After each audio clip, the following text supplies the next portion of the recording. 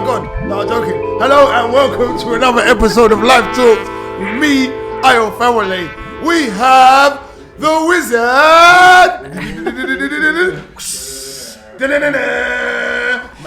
Magic. Right? And we have Benjamin in the studio. I want to say it's my brother, another mother, OG, triple OG. You know what I'm saying? Very kind. Can I say nah? I can't say that. Feelings I'm mutual. gonna say I'm gonna say it's my favorite white guy, but I can't say that. I can't not say that because it's not. I can't say that. I can't say that because I've got other white guys that I really love as well. They're gonna be like, oh, man, for you, but yeah. You're my guy, though. You're my guy. My man. I'm half Mexican, so you could. Oh, so you're fully white. Okay. You could go your favorite half white. Okay, no, my favorite Latino. Yeah. Ah, mi hermano. Bueno. ¿Cómo estás, español? Sí, hablo español, sí. Ah, sí. Okay. Más un poquito, ¿sí? No, hablo. Sí. Yo, desgraciadamente, hablas muy bien. Sí. No, pero hablas muy bien. No, desgraciadamente. muy mal, No, está muy bien. Fuiste a Medellín para tus cumpleaños, ¿no? Yo a Medellín, no, a Bogotá. Medellín, no, Cartagena. Wow, Cartagena. Sí, Lo pasaste súper bien. Y ahí, Gracias. y ahí practicaste ya. En el Insta. Yo un poquito, el niño, no, sí. No, hablas. Y cuando estuviste ahí, ¿podrías hablar y entender? Sí. Gracias. Yeah. Good. See? Everything? Yeah, everything. Everything? Yeah. See? Yeah, I understood everything you said. Okay. It was perfect. Intent is understood if you don't yeah. think I And didn't your know accent, and your accent's really good. Muchas gracias, Your accent's hermano. really good. Your accent's really good. Muy fuerte. No. Sí, muy fuerte. Débil y sweaty, clammy, no sé, sudoso. Sí. Yeah, clammy. Un fuego, sorry. What's the word? Regalo, present. It's hot, no? Hace calor. Calor. Caliente. Pequeña. No, picante. Picante, spicy. Come on. There's many different types of picante. Right? Come on, my man. We know some spicy motherfuckers too. It's true. You could be a spicy person. Yeah. A spicy response. Yeah. Spicy water. Yeah. Spicy meatballs. So many different types. Pause. Of spicy. Benjamin. Hello. My man, even my man. You don't understand, man. This guy, right? All right, let me talk about this guy right now because I fucking love this guy. We met at a poetry event, and Benjamin came out like. No, I think we started talking before you went on stage. No, after. Okay. I remember. So Benjamin came out, and I was just there to soak up the event. Like I do poetry, as some of you may know, but I love the ambience in the poetry event. It's a beautiful, amazing arena.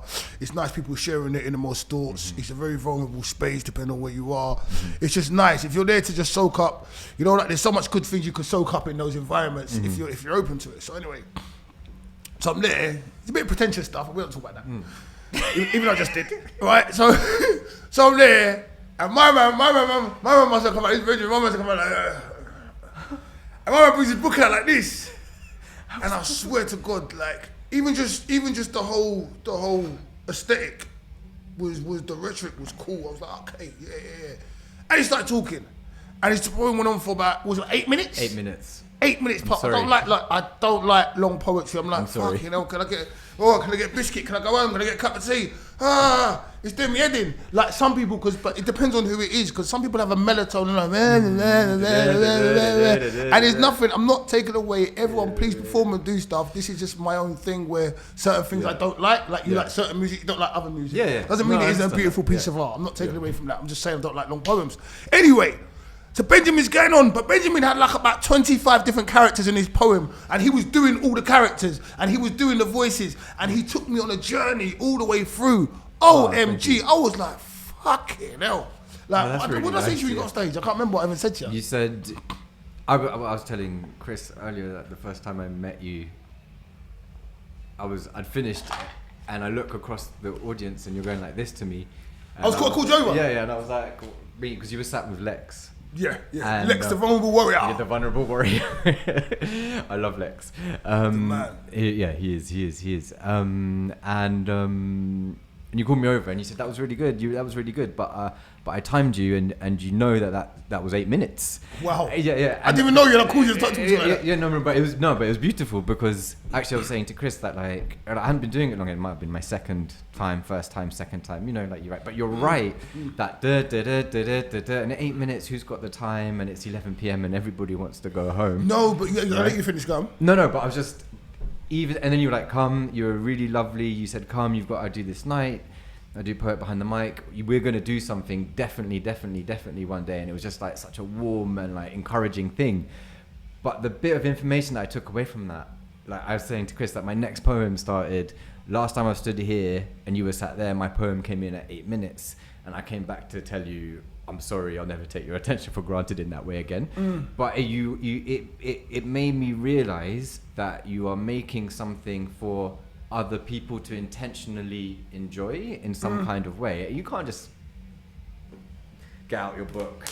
Today I was feeling a bit sad or whatever. As an individual, that's what you're creating. You're saying. Yeah. Like when you're thinking about it, like so now it's like 4 minutes max. That's really? Yeah. That's what I do. But you know, like I love that moment. That was the first time I was like, time is important. It is, but I don't want to. That's what the thing. What I want to say is, I don't want to discourage you or anyone else from writing long poems because. No. A long poem is maybe called a poem / monologue, and there is a place for it because your 8 minute poem was fantastic. No, thank you. That's what I'm saying to you. Ordinarily, 8 minutes of one person talking on one subject and his poetry and your rhyming, it's hard to keep me captivated through the whole thing, or not to sound kind of almost grandstandy to a point. Yeah, no, exactly. Like, but you didn't, and there's other people that don't. So I don't want to misconstrue that. Like you can because your poem was exceptional. Yeah. You was entertaining. It's just like I don't like. Well, this is a personal thing. When someone's up there for like 8 minutes, 9 minutes, even 4 minutes, and they're not really giving me anything. Yeah. You're an artist. You gave me so much that I filmed it. I sent you the video. Yes, I beckoned you over. Yes, I asked you to come to the next show. It was the best thing that ever happened. That made my week. Yeah. Like month. Yeah. And on top of that, and I was saying this to Chris, and this is why I'll always like. Love you. God bless you, man. It's because come on. It's because you were the first person that ever said come do a poem. And I came to your birthday and I bought you a bottle of champagne. Yeah, you're real. You're real. Come on. And that was the beauty. That was one of the most beautiful events I'd been to. Your birthday was so nice. The birthday was banging. And you get the free food. You get the jerk. You get the it was rum punch food. But the punch was banging though. Oh, it was so good. It was fun. It was so good. It was fun. It was so good. It was fun. I mean, you have to do it again. You have to do it again. Yeah, no, we're coming. Yeah, at the end we'll do it again. Of course, we're gonna do it again. When is your birthday? New Year's Eve. But I couldn't do it. So what I didn't do it. Yeah, so I do the birthday in January to kind of like celebrate the new year, my birthday, the launch of the new season of the poetry event, and just get everyone back together again after the year finishing. You know, really nice people. Regroup. Amazing people. I met that comedian Eugene. Eugene was there. He was so nice. Eugene de Souza. Yeah. Eugene de Souza. He's been on the show. Yeah, lots of lovely he's amazing talented, as well. Really talented people were there, and I just really appreciated it. It's like I just like you. You're a beautiful human being, and I know it resonates, and everyone at home can see that and get that from you as well. I hope they get a little inkling of that from me sometimes. But there's people in the world, that have got good energy, and when you get around them, it's nice to be around them. Yeah. Like everyone's got good and bad things about them, but some people who just when they're exuding certain kinds of, they're fucking amazing. Yes. You're one of them. Eugene's amazing. There's a lot of people come to the poetry event. A lot of poets. They're on that frequency, even if they have stuff outside of that. When they come there, they're on a certain frequency that they're open, they're respectful, they're listening. It's just a whole thing that goes on, and it's just a lovely environment to be in, man.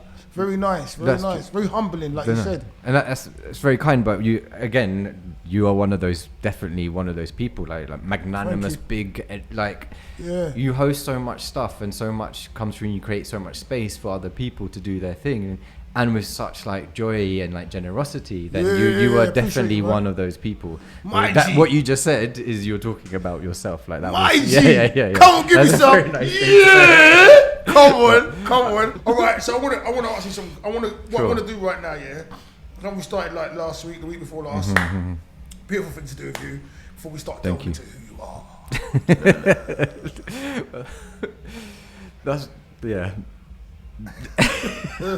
Too loco, man. Too loco. See. Too loco. Yeah. All right, so I'm going to say a few words, and you just say whatever comes to your mind when you hear me say these words, okay? Death.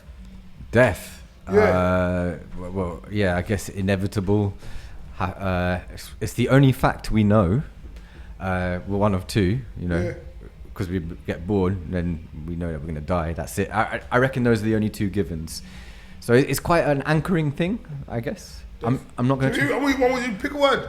You ever seen Ghostbusters? Yeah. You see me like, I say death, you say life. I say this, you say that. Okay, I'm ready. Okay, ready, I do get it. Yeah, okay. Water. Life. Wait. Chicken. Food.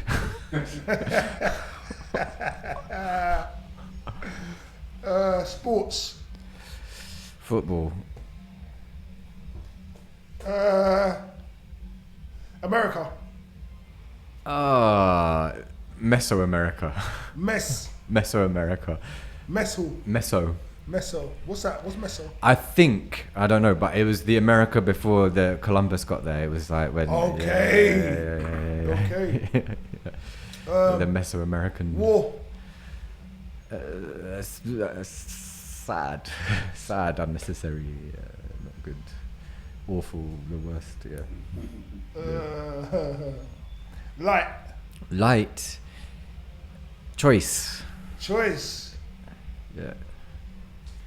See, I'll find someone. I might go back and elaborate on something. That's what we do. I'm gonna go back. What choices have you? These people.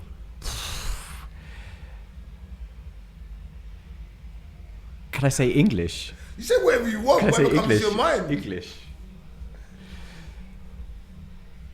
I had two words, but I'm gonna go with English. I'm not gonna say. Yeah, we'll come back to it. I got one or two words. Thug. Can I say the word life again? You say whatever you want. Yeah, okay. Thug life, baby. Tupac, huh? Vindictive. Women. I was gonna say teaching. Teaching. Yeah, I was gonna say teaching a bit. Ooh. It can get a little bit vindictive. Ooh, we're gonna open that up. That one's interesting. Yeah. You people. Not these people. You people. I want to say racism. Okay.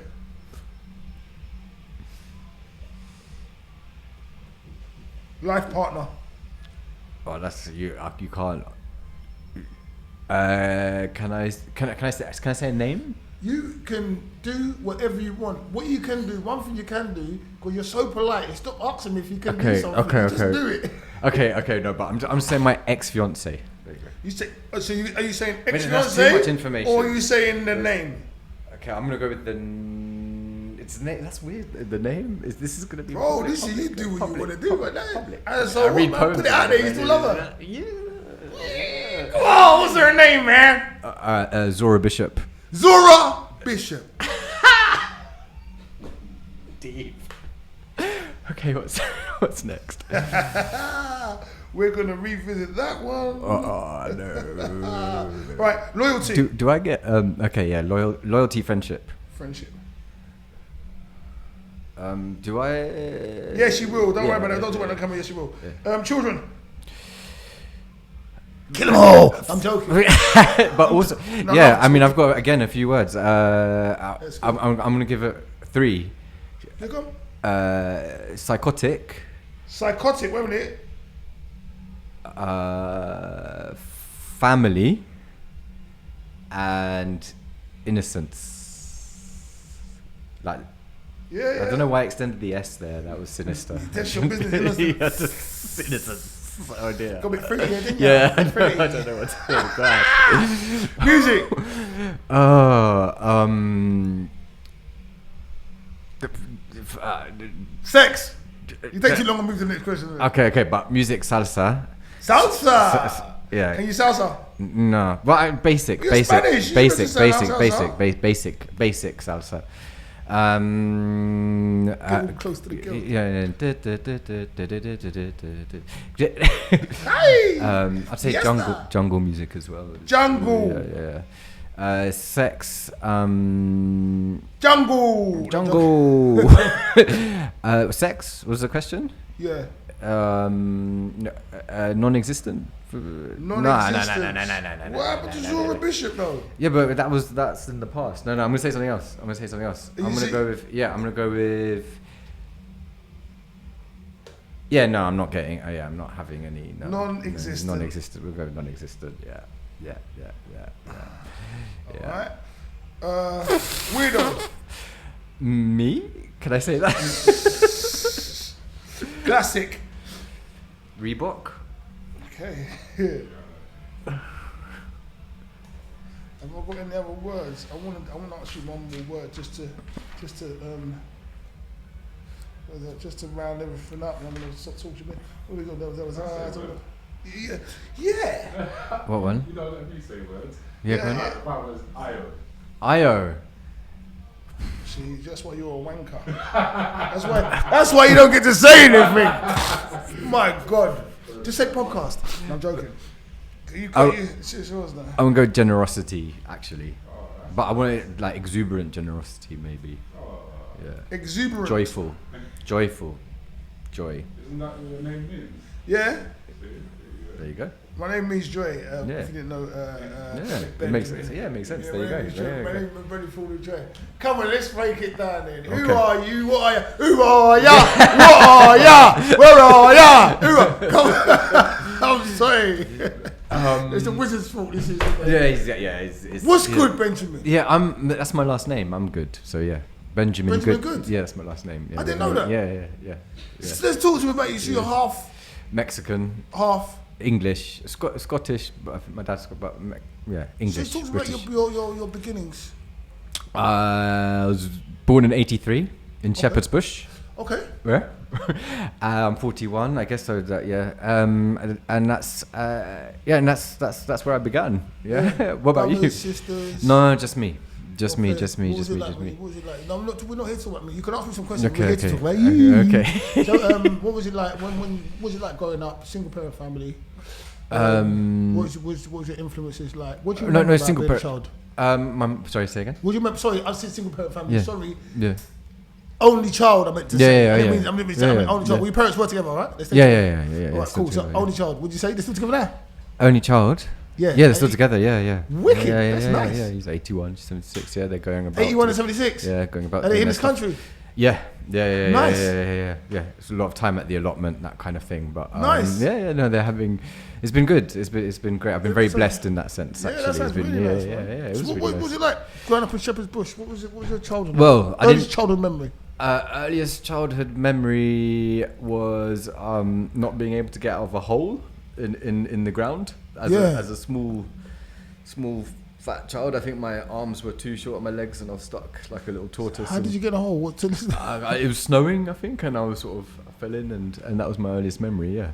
Wow. Do you know how old you was? Very small, like I don't know, like 4 or something. But I think that's my earliest memory. You know, like I'm not really, you never know, like what is your memory. I think it's a memory, but it's just me basically. And like my mum sort of stayed home, and my dad was a drummer in the 60s, so he had a music shop on Denmark Street and sold drums and stuff and instruments and that, and so he was working a lot, and my mum was, because she's Mexican, so she had that kind of family vibe. That family, like, and she had 5 brothers, 4 sisters, so she kept it very close knit. Yeah, she kept it close knit, I think, and yeah, she obviously she was an immigrant learning English and stuff like that, and so that sort of gave certain things a certain experience, I suppose, different ways of your different types outlook. of experience, different outlook and things like this. How do you feel about that? What can you remember about that? Do you feel anything different, like when you was going to school and things was happening at home and happening at school? Because obviously you had a different culture at home. What was that like? Yeah, well, I guess, I mean, in terms of like culturally at home, well, not to be, but I guess also the period and the time, like it was early 90s or whatever. So I went to school. The first school I went to, they sent me to a school called St. James School for, long story, but they sent me to this school. And in that school, they could beat you, right? They could beat the children as punishment, right? Which was normal, like, it was normal. But then if I got beats at school, when I went home, it was like it was double the beats because... Bro, you're not talking to the beats to the choir, man. We all just get that shit. Yeah, exactly. So like, that wasn't normal when, like, you look at perhaps you might look at another family, like, they're not necessarily, that might not be happening. When you say that, what do you mean? So that was normal in black families. Yeah, exactly. I'm assuming it was normal, and I think maybe there was more of a what's the word I want to use?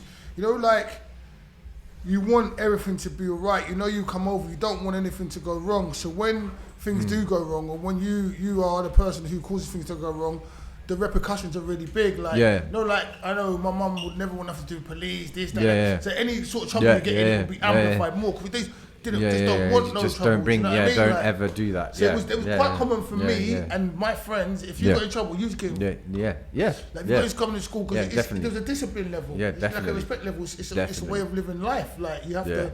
You have to have these boundaries. Yeah, and consequences. I knew it was bad, and I would go back in the next day and I'd show the teacher. I'd be like, because you told my mum this yesterday, look at what she did to me last night. And I'd show him the marks, and he'd be like, good. But like, now that I'm looking back at it, not to generalize, but that probably wasn't. I didn't get the impression that was common in like English families. Like, when I went round to their house to stay over, there wasn't that, like, you are eating all of your food on your plate, otherwise I'm going to force you to. They didn't seem to have those rules. So, like, those kind of consequences, strong boundaries. So she was the one that was doing that. Like, bless her. She's like, you wouldn't think it to meet her now. You will meet her one day. She'll come and she'll come and you'll see this small woman. You'll be like, why are you? She's like really sweet and lovely. She's lovely. Bro. Yeah. Don't play about her mums, bro. Even as you're saying she's small now, I bet you if anyone trouble, she'll move them up, bro. Yeah. Like, seriously. Yeah. So what do you feel about that that level? Because you teach. I don't want to digress too much into that. We want to talk about you teaching and stuff. That level of discipline, and I want to call it, let's not call it even, it is a kind of discipline, let's call it more tough love. Yeah. I'll call that tough love. Yeah. Because we know what the world is about now, being the men we are now. We know what we know about the world. Yes. And it's also now you can now put together what we know about the world. You can couple it together with the lessons that your mother or your father was potentially trying to teach you, or what they're trying to get through to you, even their methods and how they were trying to do it and everything. You can put that together and kind of have a rough idea. You know what I mean? Yeah. What do you think about that now? How do you feel about that? The discipline you had to go through? I feel good about it. Like, to be honest, like in terms of my relationship with my parents, my relationship with it was mainly my Mexican side of my family. Like, when I went over on holiday there, it was that as well. It was like, if your trousers aren't ironed, if you're not wearing a belt, if your hair's not done, you're like misrepresenting the family. Oh, is it? Like because in certain places, life is so cheap and can be so brutal and so quickly taken from you that if you're not presenting yourself as your best at every single possible opportunity, you know, you can get swept away in whatever currents there are, be it financial, economical, whatever, cultural. And it was just a way of making sure that, you know, you are going into a situation where you're possibly going to be judged, but you are prepared and giving your best account of yourself. And that's what I took from it. Like, you...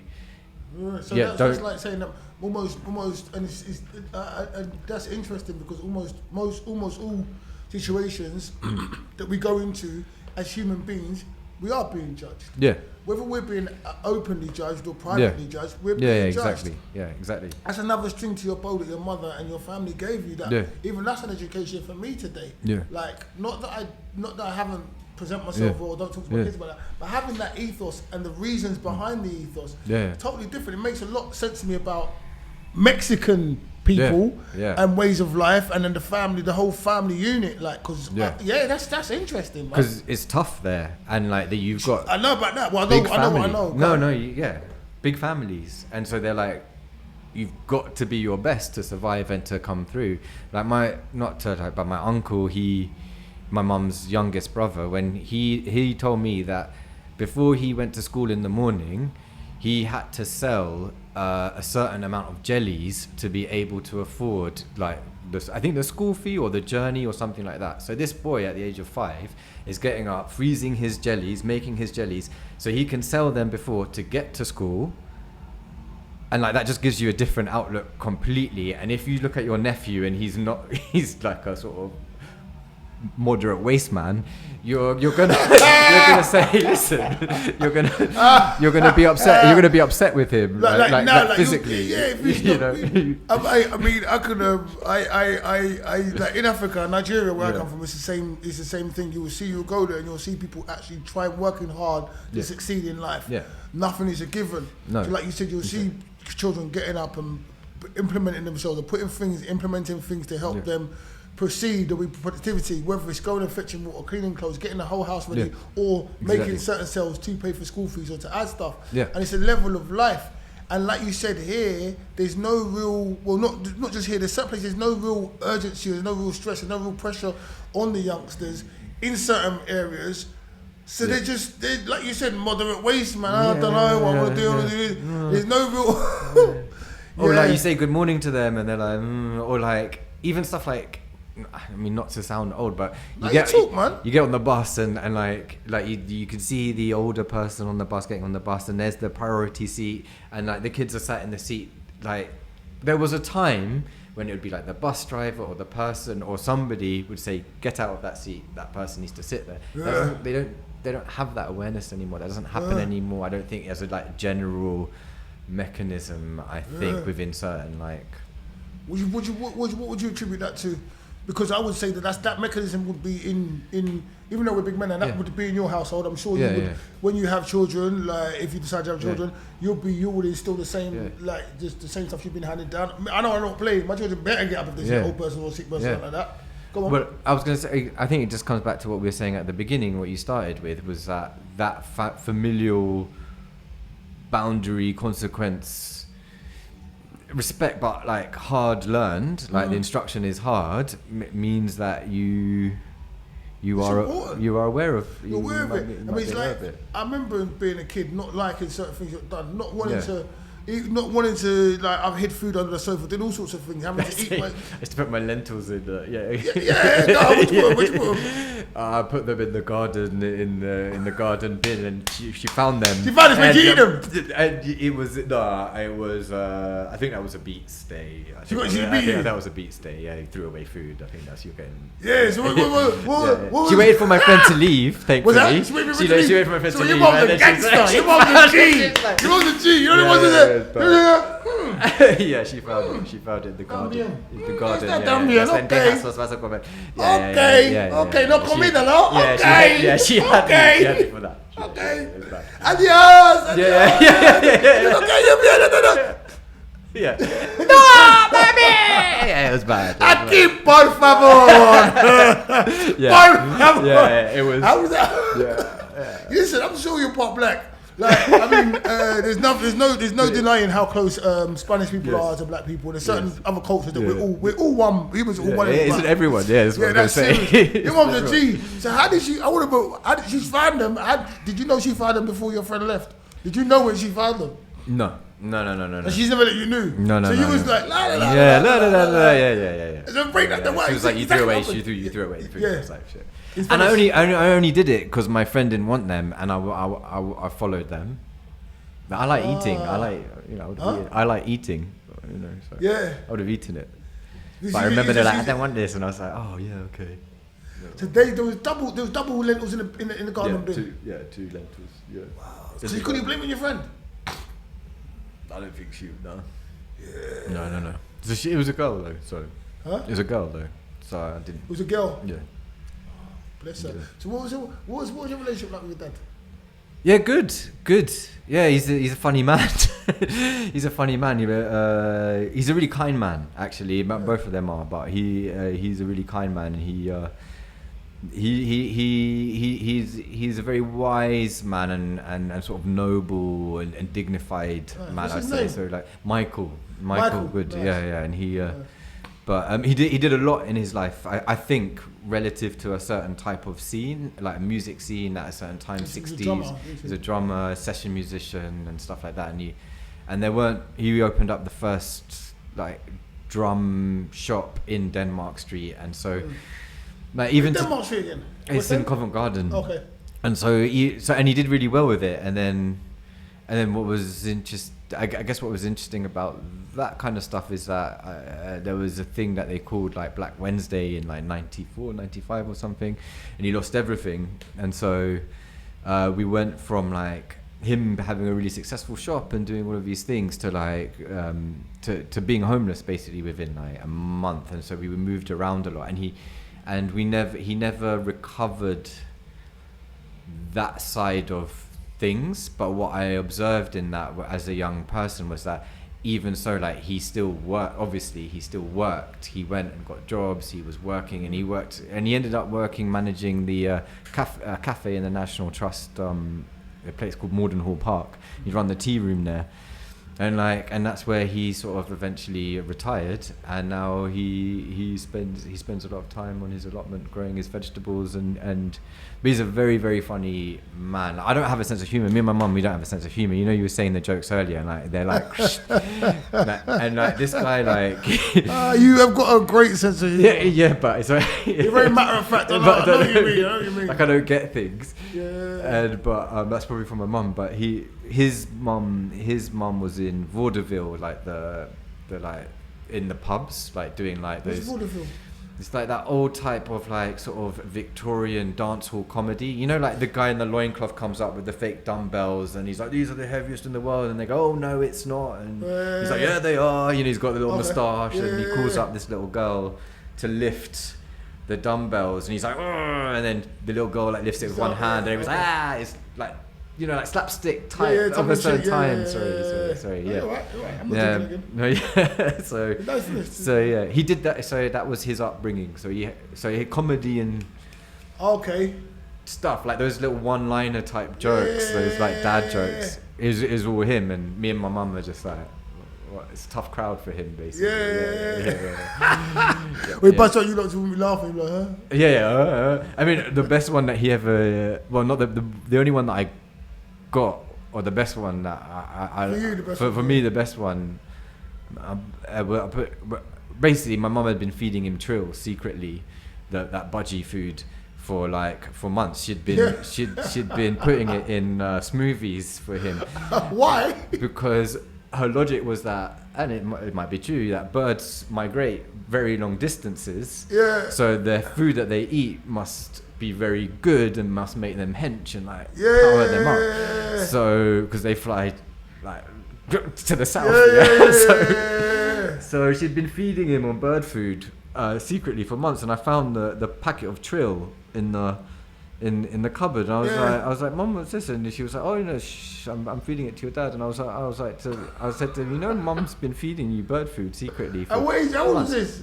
Huh? What was this? What time? I was like 15, 14, and that's fucking wild. Yeah. It's also really economical as well. Like it's budgie food. And was he getting nutrients out of it? How was he? Was there any side effects? No, I don't think so. Like, it's just seeds. It was just seeds. So like, I was kind of like, actually, Mum, like start feeding the wizard bird food. You know, I thought you were gonna say. She fed him bird food because the birds migrate to the food. So if he eats nothing, he might just go for it. But I thought you were gonna say, no. But also, I think that might have been a bit of the plan. But he just looked at me and he was like, it was new information to him, I could tell. And he was like, yeah, but you don't know that the family motto is nothing succeeds like a budgie with no teeth. And it was quick and it was a second, and I used it in a poem recently, but it was stuff like that all the time, and I'm not getting it. It's going, poor guy, you know. It's got just gold like every 10 minutes. Like my ex, she would be like, he's hilarious, and I don't know you. What's that for Zora? Yeah. famous actor. But, What, Zora? yeah, well, yeah. You threw a name out there as well, Yeah, right? I know. I should have done it. I shouldn't have done it. Nah, but it's done, it's all right. What's Is done, it- it's done. You asked me a question, didn't you? What was Yeah, I it? mean, let's it's talk a about life your partner. relationship. That Let's was talk about it. your relationship. Huh? Let's talk about your relationship. Yeah, sure. What was that like? How did that start? What did that start? 10 years ago. 10 years ago, I was working as a TA in a school in Finchley. That's where I started in education, and we were both TAs in the school. An intense place, special needs school, so it was like a very intense moments across the whole day, up and down. And so, you generate a lot of emotional sort of connections and experience there. So yeah, we started, and it was really, really nice. Really nice. I'm not gonna put you on blast too much. Yeah, no. I'm gonna ask you more questions about it. I'm gonna ask you about the school first. So, special needs school. What is that? What is, if those who don't know, elaborate on that. What would a special needs school? What's the criteria to be in a special needs school? What would you be dealing with as a teacher? What would the students expect? What are the numbers in the classes? How was that for you? And how did you get into that? And why did you get into that? I know it's about like 5-6 questions. Yeah, no, that's okay. So special needs schools are schools that are exclusively for children with like severe to moderate special educational needs. That means that that for whatever reasons mainstream education cannot accommodate or is not equipped for them to have a decent education or a decent educational experience. So there has to be a moderate to severe level of special educational need. What would you just for an example? What would you consider mild and what is extreme, or what is considered mild by the system? What is considered extreme? Because I wouldn't like. Tourette's, I don't know, like ADHD. I mean, I don't know much. I mean, it can vary. It really can vary, and it can depend as to the parent as well. And it's very era dependent. So like era. So like 10 years ago, like 10 years ago, there wasn't a school, like there would be a very different approach. So it can change over time as different things become discovered. But I would say let's say something like dyslexia or dyspraxia or like a certain type of like mild autism or ADHD, you can go to mainstream and like function and survive and get the support that you need to go through and like do it. More things that are can be actual physical or behavioral or cognitive things that mean that you need a certain level of support that you cannot be in a mainstream classroom. That might be something like, to a certain extent, things like Down syndrome, like autism on the spectrum, that's very severe, stuff like that, where the environment needs to be very carefully managed for them to be there's triggers. Or like epilepsy as well is a big one, like if they're having constant fits as well, stuff like that. So it's not even just being able to prevent this, that's being able to deal with it as well, and understand it and see it and prevent any damage or anything to the children and stuff. Yeah, exactly. And then also to be, if when this stuff does happen, because it inevitably does, that there's a space and there's enough staff and teachers to deal with it. But I was just a TA in that school, and the teacher's assistant. I was a teaching assistant. So I started off as a teaching assistant there, and it was great. Obviously, it was very crazy sometimes, Like, What would you say it was very challenging? Challenging, yeah. It was very challenging sometimes, and you meet these young people sometimes with global developmental delay, things like this, that have trouble participating in the world in a way, and will have trouble when they get to 18. You do wonder what happens to them then when they leave school, because every day they have this place where they can come and learn and participate with other people, and the world isn't necessarily built like that. So you do wonder what happens to them. But what was the question? we were just talking about special needs, the extreme example of special needs that would be in a school and a mild example of special needs that would be in school, the criteria that would be needed to be in the actual special needs school, what is considered special needs, basically. I guess it. But I think you broke it down quite clearly. Okay, fine. Sometimes you can get a parent though that's like, no, I want my child to be in mainstream education, when sometimes they should probably be in a special educational need provider.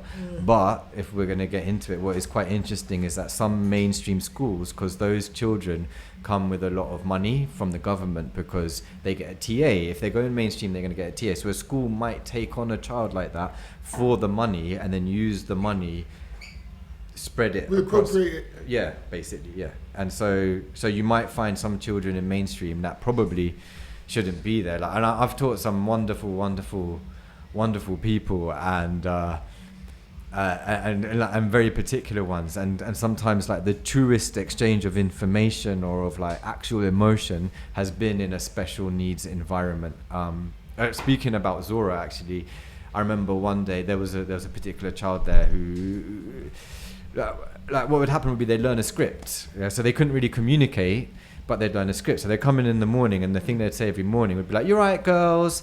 You got your hair done." Da, da, da, da. But it doesn't matter who's in the room; they're always saying the same thing.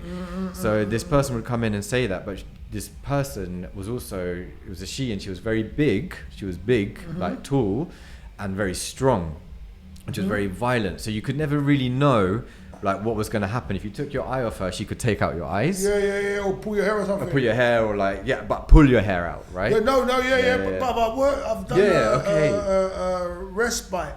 Okay. So I've worked with children with autism and stuff like that. I've done loads. I've done nursing different, but I've worked with children with special needs, predominantly autism.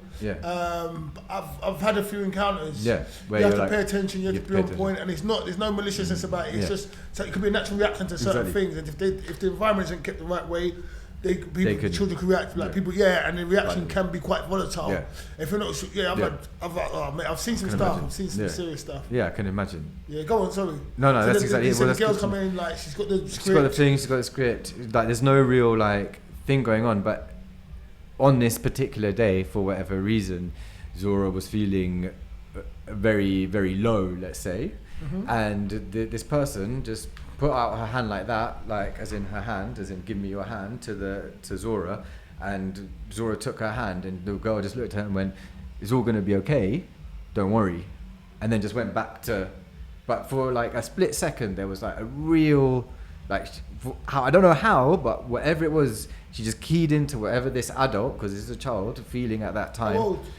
Not old, like we're talking like 12, 13. And just like offered her their hand and went and told her it's gonna be okay, don't worry, and then just went back to whatever the script was that they would normally learn. And I've had lots of moments like that with children with special educational needs, where there's just like a moment where they click in, they say something to you that's like what you needed to hear, and so profound at that time to you personally, in a very simple, clear and basic way, but so true that it's just it's home. It's like they have an intuition. It's home. It's like an so it's, and then there's no boundaries or parameters or anything for them to even worry about how it'll be accepted or it's felt. Exactly. It is just see and do. You see and do. It's a pure form, like you said. It's beautiful, man. It's a beautiful thing, man. So that I did have those experiences. So it differs, doesn't it? Like the level of engagement that you can get with certain people. What would you okay, so let me ask a question I've got written down, because this is interesting still, just talking about the children with special needs and working in that environment. What's your opinion on the mainstream schools taking that money and putting a child in the school in the context of, because how the world is, and there's two different sides of this coin for me, because how the world is, there's a benefit of somebody who has challenges or disability or what was the other word you said? What's the word? Special needs. Yeah. To be in an environment where they are around other people that they have to work harder, or be in a, like, for want of a better phrase, a normal environment, like a normal mainstream school, because they can work in that environment, and then they could be, like it's to be familiarised with it, so it's not foreign to them. Yeah. But then also there's the argument for being in a special needs school where you can see other people like yourself, so you can know you're not the only person. So you have a sense of being as well. Yeah. So it's just. But what's your opinion on that? Do you think there should be a balance between the two? It's good. Yeah. I think in listening to it. Yeah. Even though the mainstream schools will be taking it for the money and stuff, if they've got the support, it will still be good to a point for somebody with special needs to be in a mainstream school if they're getting what they need to get. But this is just I'm asking questions and answering them. Go on. No, I agree with that, but I think it's relative to each unique individual case. I'm just thinking of, and again I'll take one particular example. I used to teach a boy like the best, but he spent his life in set 8B for everything, and when it came to him doing his exams, he would write the question out over and over and over again. So they were putting him through this exam, this system, like the GCSEs, where he, like every child, has aspirations of being the best, of doing the best, and like achieving what he wants to achieve, but each time it comes to that like benchmark examination, he couldn't do it, and it would be very deeply upsetting for him, because he couldn't navigate his way beyond that boundary. So I see the arguments for both sides, and by contrast, sometimes there are children in a special educational needs school that probably could be in mainstream and be all right. But I think what you're saying is important. I think there does need to be a much more fluid kind of approach on an individual basis for each. But I mean, that's just the educational need, right? Because you've got the pupil referral units where sometimes your educational need means that you get put in a pupil referral unit because you've got a behavioural issue. It's politics. And that's politics, and it becomes politics, and it becomes a lot of, What do you think about the politics that you have to deal with? Or just what do you think about politics in general? So just skim over it. I want to get back to you and Zora. Education is a deeply political environment. So they say that it's not. It's meant to be a meritocracy in which you come in, and if you study hard and you do the best, like on your own merit, that you like. If I work hard, I'm gonna get a good GCSEs. I'm gonna get a good job. That's like how, and that's kind of what our parents would like beat us for if we got bad grades. Fake shit, innit? Yeah. But it's not true. It's actually a deeply political, coming back to the question, it's a deeply political place full of biases and basically unfair systems and assumptions that can put people at a disadvantage, and nobody's experience is the same depending as to where they go to school. So yeah, it's very political, and my opinion of it is that it's not fair in that sense for a child.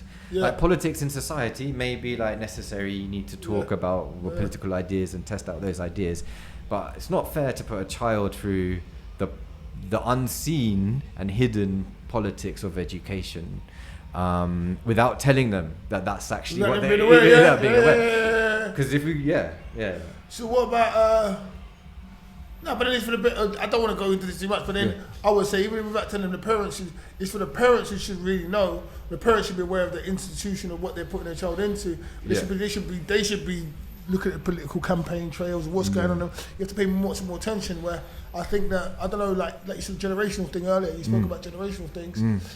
Some people have got so much going on, they just want to get the kids out and go to school so they can concentrate on what they're concentrating on. They're not even actually focusing where they're pushing their children to, what's going on over there, what they're getting taught, and all that kind of stuff. Yeah, exactly. It's a lot. It's a lot. And you have to like, and if you're, I mean, I'll take it back to a very specific example. If you're a first generation immigrant parent, so like you've come to a place where you've got to work, you've got to make your life, you've got to provide for your children, you want your children to do the best because for whatever reason you're in the country to better yourself and your possibly your financial situation. So those are your focuses, right? And you assume that the system that you put your child in is going to be fair, is going to be fair and is going to be correct. Now, I can give a very specific example of children of first generation immigrants, coming back to this idea of like where kids send their kids to school and not being really aware of like the actual mechanisms that are involved, if they are behaviorally challenging or academically like challenging, the school think they're going to bring their grades down, the school will create an environment like a what do they call that, let's use that phrase that politician used the other day, a hostile environment. You remember like Theresa May? I don't sure, but I know about hostile environments. Yeah. I've been in many hostile environments. I have 6 big mothers. Yes. Many hostile environments. I see. We laugh about it, but it's not funny. It's not funny. No. I have wounds from the hostile environment. Sorry. Wounds that you can see and wounds that you can't see, you know? Be lenient with it. Be Okay, lenient. be lenient, yeah. Take it easy, I am but a human being, please. Please, we Matt, bleed the same. You're not here with us, are you? No. Hostile environment. This could be a hostile environment sometimes too. Yeah. It can. Depending. There you go. An example right there. The wizard doing black magic. Yeah. Go. Sorry, go. No, but they'll create this environment for this kid where this kid's always getting into trouble. Yeah. Right? Then they bring the parents in and they say to the parents, who are first generation. Sometimes I've been in rooms translating, going because I speak Spanish, and if it's a Latin American parent or if it's a parent from like mainly like Nigeria, Ghana, what they do is they say this. They use this stereotype. They say, listen, your child is going to get excluded from school if he continues in the way that he's continuing, right? And like statistically, obviously, all young people and adults that come to poor social outcomes, in especially jail, I think like the percentage is like 83% of them got excluded from school when they were at school, right? So as soon as they put that into the mix, the parents like, what do we do, right? So they say your child's going to. It's a scaring tactic. And then they say this to the parent. We think that if you send your child back to Mexico, where the discipline is whatever, and for a year, we'll take him back in a year, and everything will be good, and it will all be fine. The parent obviously is beside themselves, doesn't know what to do, thinks that this thing is like fair and something that is the right, reasonable thing to do, takes their child out of school, either sends them back or doesn't, but says that they have because, you know, who can afford to send their child back to Mexico and sustain them with grandma? Exactly, who knows? And that's what, you know. And as soon as they do that, the school is no longer responsible for the duty of care of the child. As soon as they've confirmed that the child is in like a different educational provision anywhere, then they can just wash their hands of the child, right? So that's a very specific example and tactic of how not knowing.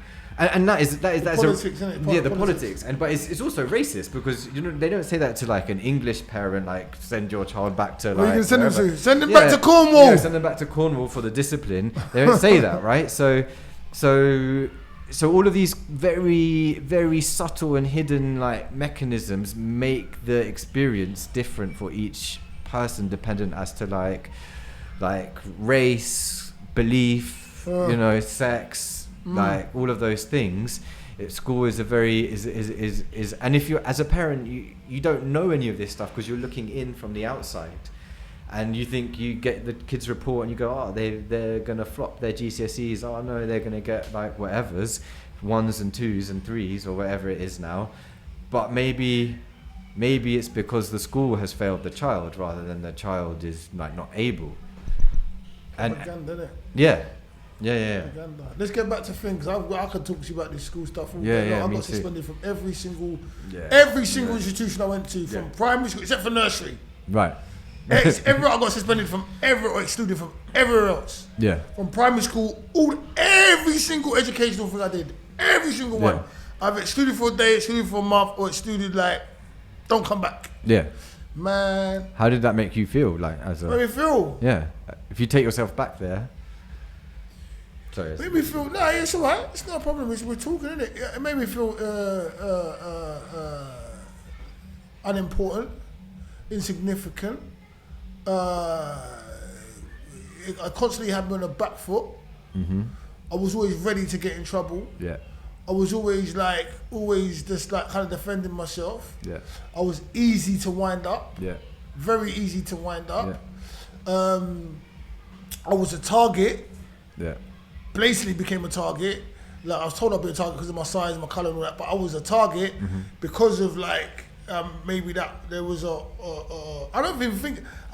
some point, let me not say it right. I think there was a hostile environment created for me because I'm big and I'm black, but it was a general hostile environment. That's why I've been suspended from different schools and stuff. But yeah, it's just a lot, man. It caused a lot of insecurities, distrust, problems with authority figures. Like before, let me say, I would say, see, that's there you go. I was gonna say before Fed opens his mouth. Yeah. Before police officer, I'm even saying police officer, but I'll call it police officer. Before police would open their mouth, I'd have a problem with them already because I think I was a target. I'd be a target. It was mad, this is still in me. Yeah. Do you know what I mean? Yeah. Was there any positives to it? Huh? Was there any positives to it?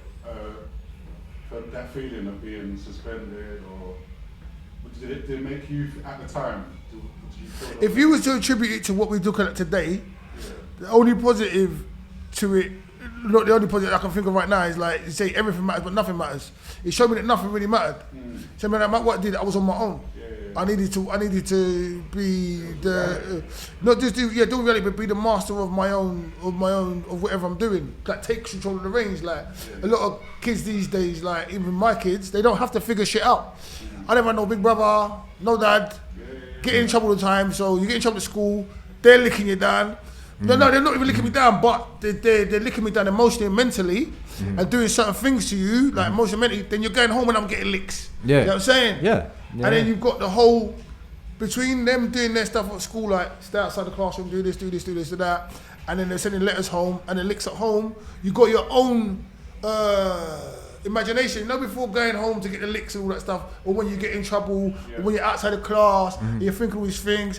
It was a lot, mate. It was a lot. Was it because of badness, or was it naughtiness, or was it because you couldn't understand the curriculum? Me personally, it's the same as everyone else. Like the school system is designed for one. It's a generic thing, isn't it? Yeah.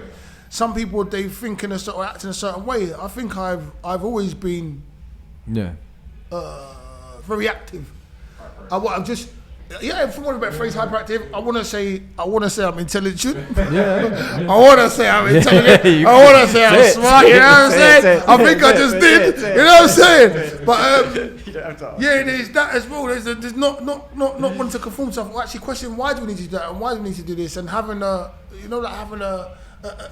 air of that's not a word, but being very rambunctious. Yeah, like outgoing and want to rough and tumble, bang my head. I want to know why, and this, let's go and do that, and like a kid should be. Yeah, like, Yeah, and that was it was a lot. Yeah, it was a lot, and I think the society still does it to people now. Yeah, but everything that you just said. Like while you yourself are sat here and like you can speak to it and you can talk on it and look back and reflect on it now, and like the choices that you've made have been amazing choices in order to like bring yourself to this point, because you brought yourself to this point. You made it through. You made it through. This is how I made it through. It was all great decisions, but I made it through. But you made it through, which is like never a given, right? In those situations for any particular child. Yeah, a lot of people fall by the wayside because everything in that institution is telling you implicitly in the letters, in the stand outside, in the go there, why are you asking me this? Don't question that. Shh, basically, is that this place isn't for you, right? Because whatever. And all those adjectives that you used were like very deeply emotional, difficult things to deal with, and the thing that we're forgetting is that you yourself are looking back, but at that time you were like what, 13, 14, 15, 16? Well, I remember back to primary school. Yeah. And how can you be a child and have to understand that and deal with that, contextualize it and look at it from the outside and be like, actually it's the system. No, you're a child. Yeah. So you're wild though. Huh? You're right. No, God, let me let you finish. Go on, sorry. No, I was gonna say, so like that's a real fuckeries to have to as a child to have to understand that without that becoming a self-fulfilling prophecy and being like, it must be me. Yeah, I love it when you say that word. Sorry. I love it. Like when you say it, like it's fucking bad. You say it all the time, all different contexts. Like when we're in events and all that. I love it when you say that word. Yeah, but it made me say fuck it. Yeah, fuck it. Certain times it makes me say, fuck. I was talking to my friend the other day about it, and he said to me, you always say you don't care when we was younger. But you did care, but that was a way of dealing with stuff. Of not having to deal with it. Saying you don't care, you could deal with the stuff because you know what I mean? You say it outwardly, but you did actually care. But because no one else cared, or you wasn't getting the care you needed, or you didn't think you'd get what you wanted, you had to just say, I don't really give a shit about that. I don't care about that. Yeah. But you did care. So it was just like you build a thicker skin, or you do certain things to get through. And I think that's what's going on with a lot of the youth today. Yes. Like, because they haven't had these certain things addressed, they haven't had the maternal things done or the paternal things done. There's no one asking what's really going on with you. Why are you doing that? Or do you need help? Or was like on a base individual level. Yes. They just don't care about nothing. Yes. There's no why would you care about anything if no one cares about you? Exactly. And that is a true thing that you said. But I also think that they go in their first day of school when they all turn up on the first day in like their nice new uniform and everything, right? Every child, I know from experience and from like studies, every child goes in with aspirations. They want to be a doctor, they want to be a lawyer, they want to be a poet. Yeah, they want to be a footballer as well, but like they also want to be other things too. And that of I don't care comes after they've experienced school and the system. They go in caring. They go in wanting to do the best. Every child comes in wanting to like do well. Like to live life. To live life. Every child comes in happy, smiley, and eventually. Well, not every child. Nah, sometimes. It's some miserable little gits, you know. Yeah. But you love them anyway. You love them anyway. Like, but the children. But the thing is, this is the beauty of children. Yeah. Whether they're happy or they're miserable little gits, they're honest. Yeah. So they're just being themselves. Like I was out with my boy the other day, and like kids make me laugh. Like how old is he? 4. So I was out with him the other day, and he's like, like you go out and I'm very active. Like he said, hey, what's going on? And like we'll see, so hey, what's up, baby? And they'll be like that. I'm gonna say hello, and they'll be like, and it'll look you dead in your face, and not say no, and not say nothing. But look at you like this, and I've said say hello. And the person said, "Hi, you're right. What you good? Can I buy you something?" Like, bro, I don't know you. Don't chat to me. You get me? I don't know you. You could be a murderer. You could be this. You could be that. I don't know you. Let's break the ice. Let's warm up a bit, and then maybe I'll chat to you. You get me? Yeah. And that honesty of children. Yeah. So even when they're not feeling it, they're having a bad day. My daughter as well. She's only 2. Like if she wants something, she wants something, but she don't want something. Yeah, no. She don't care. That. It's no business. Don't try and get it till she don't want it. And she's only 2. She's not even 2 yet. She'll be too soon. That and this is so they are what they are. Yeah. Yeah, and I love amazing human beings, amazing part of development. Yeah, it's a beautiful thing. Yeah, it's amazing. Yeah. Everyone loves them. Well, most people love them, but you love the energy the children give off. Yeah. And to a point, old people. Yeah. It's the stuff in the middle. Yeah. It's a contamination in the middle. That's the problem. Some people are, you're not all the time. Yeah.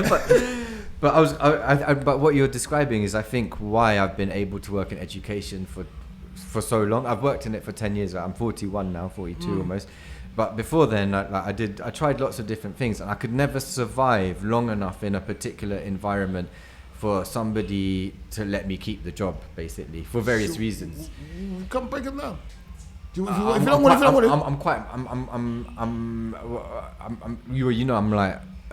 can be a little bit eccentric or weird or a bit mad. It's good, but it's a beautiful thing. Yeah. But I get like in an office or whatever, it wouldn't work. Yeah, it's the wrong environment for you. I get it. I get it. And sometimes my friends do things to me to make me look stranger as well. Like, my friend once sent me. I was working in the Tricycle Theatre in Kilburn. Yeah, and I had this. Somebody would open my mail, and my friend sent me a brown paper envelope with a bag full of white powder. A map of Afghanistan drawn on MDF paper, a sheriff's badge, and a business card of 2 lions canoodling, and on the back it had like a single line address. And he just sent it to me, and the person that opened I'm receiving mail like this to my workplace. My friend thought it was funny, but stuff like this would happen to me a lot. So, and eventually.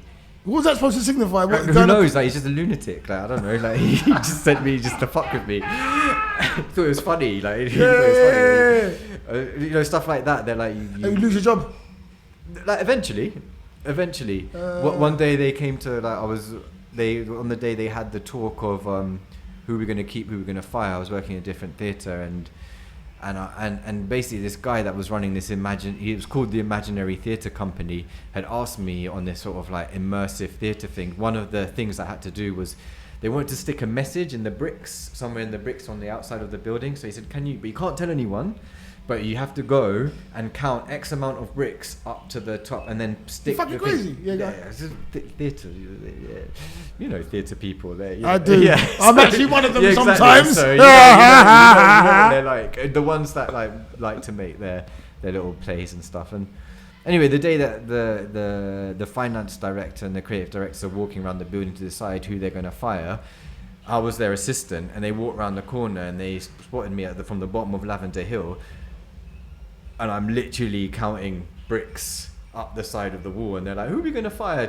We need to get rid of like the people." And they look up the road, they see me. They're like, "Let's get rid of that guy, the guy that's counting the bricks at the end of the wall." So stuff like that. Yeah. I never survived long in places because I was too weird, basically. And that's right. Coming back to it with kids and school and that honesty, they accept you if you treat them fairly and with reason. And that's why I've been able to work in education for so long, because they are your employers, really. It's the children.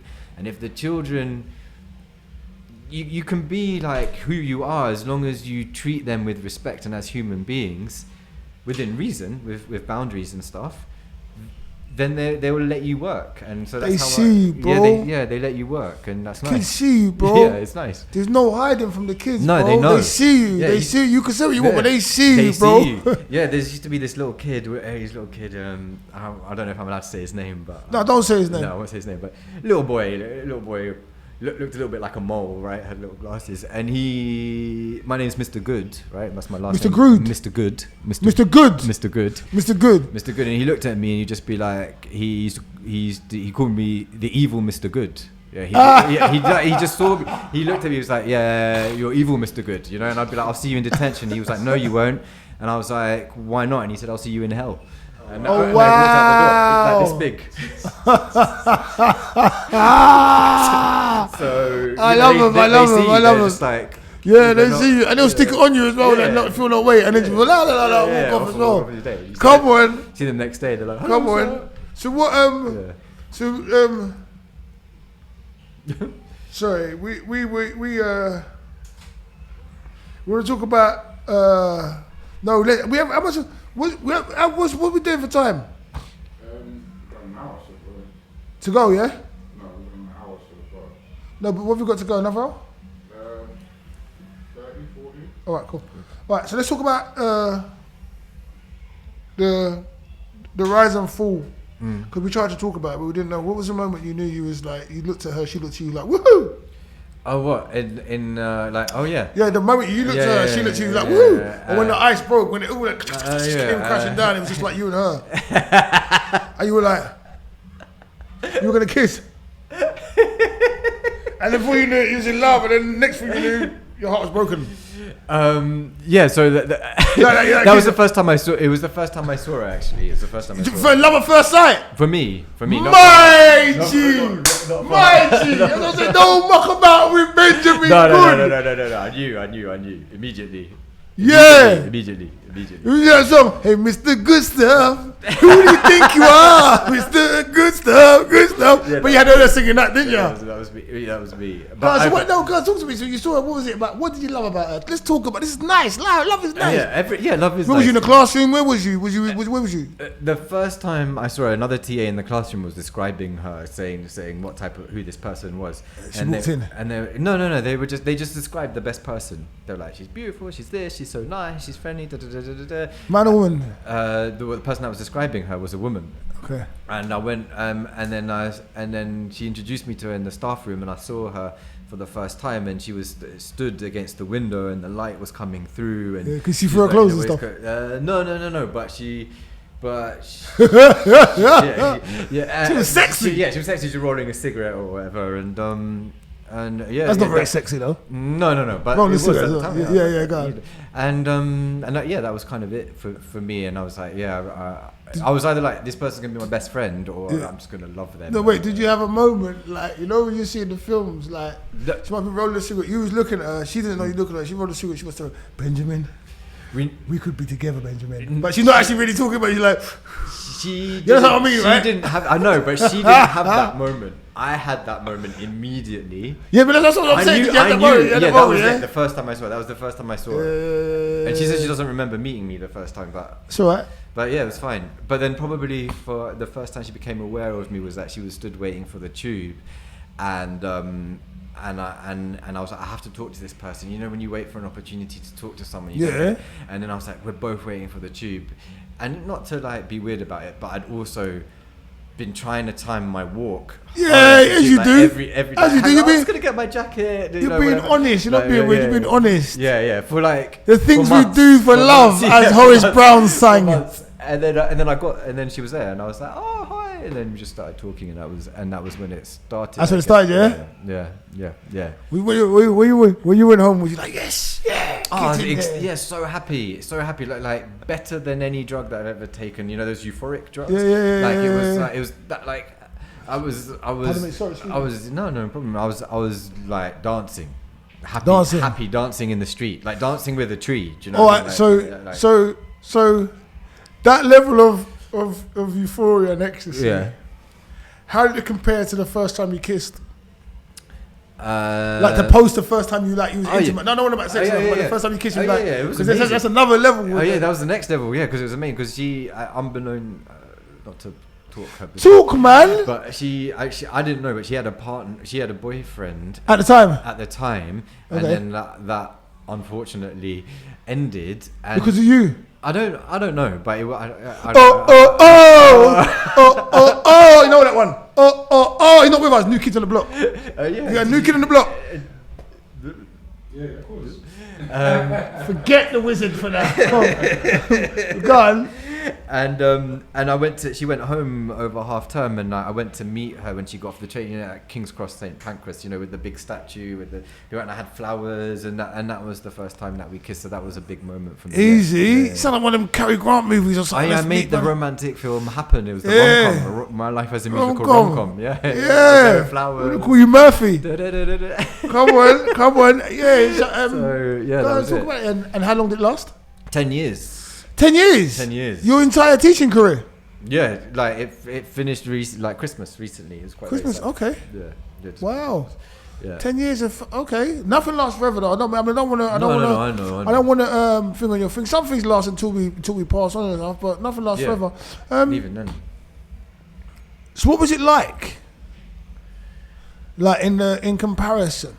In what for? You had euphoria. You met her on the train station. You timed your walk. You went down and met her. And like you'd seen her before, but she hadn't seen you. Then you hit it off. Next thing you was waiting at King's Cross St Pancras with flowers to see her. And then next thing, all you know, she's yours. You're hers. You're going out to dinner. You're spending nights together. You're making love. You're watching movies. You're laughing. It's the best. It was the best. You're drinking wine, eating cheese. You're like young as well. You're like 30 and young. Yeah, 30. You know what I mean? We literally went and drank wine and cheese, and we're like, bro, trust me, bro. I'm telling you, I know what I'm going. Come on. I listen to PG-13 one. You know what I'm saying? So that's what I'm saying. So and then just like because I'm you know, you're romantic and you're loving all that. Even if things come to an end like a natural a natural whatever closure and that, it's still like how it doesn't make it any less like, you know, like. You know, you love with someone, you enjoy something. You think all the fun times and the good times. You wanna. It's almost like you want to stay in that, or you want to get that back, or you want to enjoy that, and you can't see it with anyone else. Like, it doesn't. You know, like it doesn't. I don't even know if I'm actually babbling right now. No, but that's okay.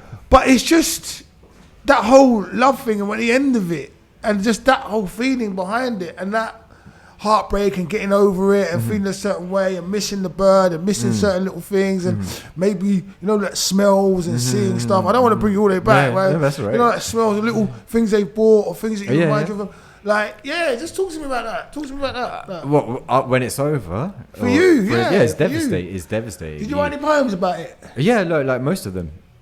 Most of them are about. Can I have a poem, please? What about it? About that, yeah. Yeah, okay. This is what that tells you. Not an 8-minute one, though. No. Short. Which? No, you choose. Which one would you? No, you choose something that kind of epitomises what we're saying. The whole that kind of like that journey. But just choose me something. Get like 3 minutes is all right. Nothing more than 3-4 minutes, please. No 8 minutes. Yeah, nah, yeah. No 8 we had minutes, that. no You're 8 a bit. minutes, Wait, no 8 is there a delay on the mic? Because No we said that a minutes, minute no ago. minutes, no I don't 8 think the minutes. wizard was listening. Shows you how much attention he's paying. He actually thinks his joke's funny. He thinks he's funny. I was going to be quiet. Yeah, well, that's not actually happening, is it? I could. Yeah, I've got a poem about You about go that. for it, my man. Which No, one you do you want? ask me. We want the. Okay, give me. How many poems you got there? 1 or 2? I've got 2 poems that I could talk about it. 2. Yeah. How long are they? I've got a good story for you. Come bust it.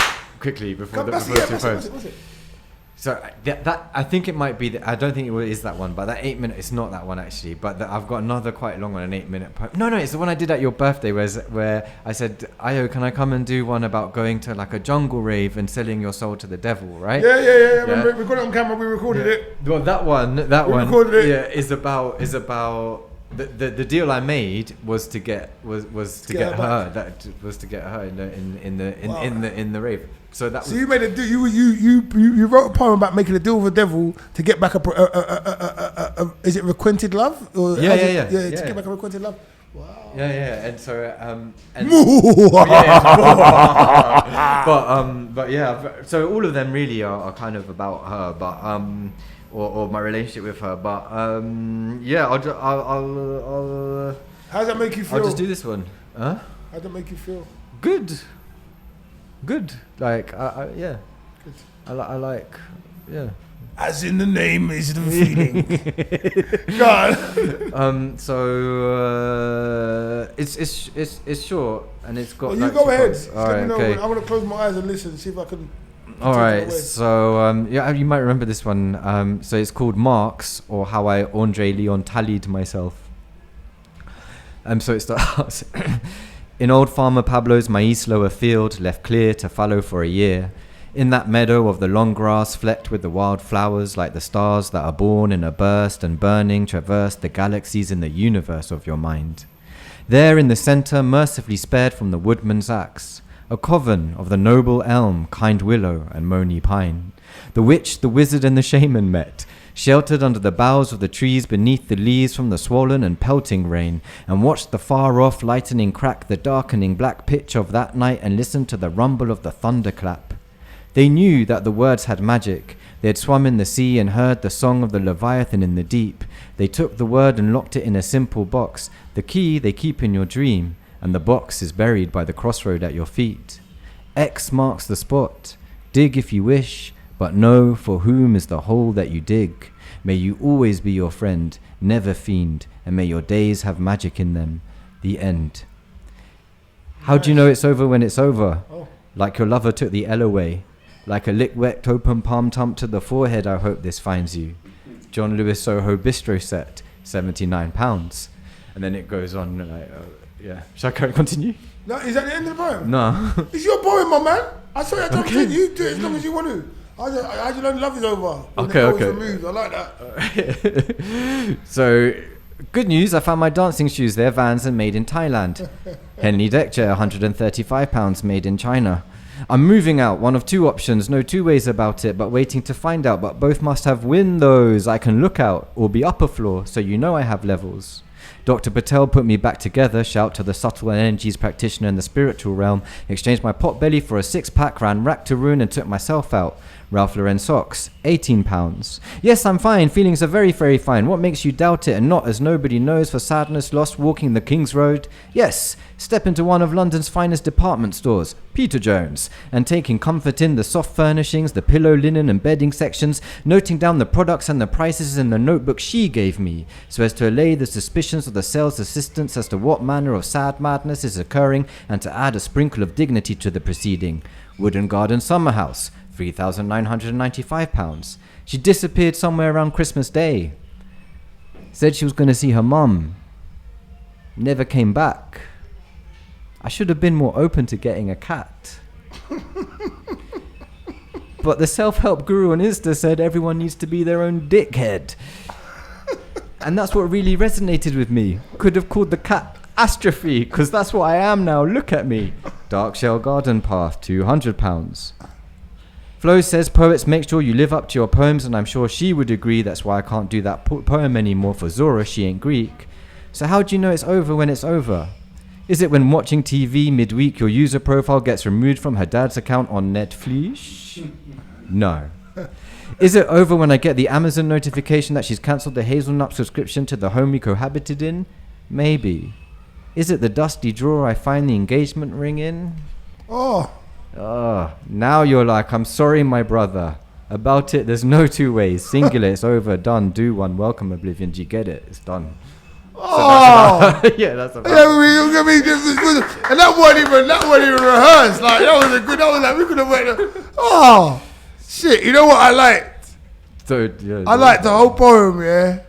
But it was stuff like you see what I mean about it going, and then you can because what it is for me. The reason I can listen to your poetry is because there's all different flashes in the pan. There's all different like flashes in the pan. It's not like to me. It's just your imagination.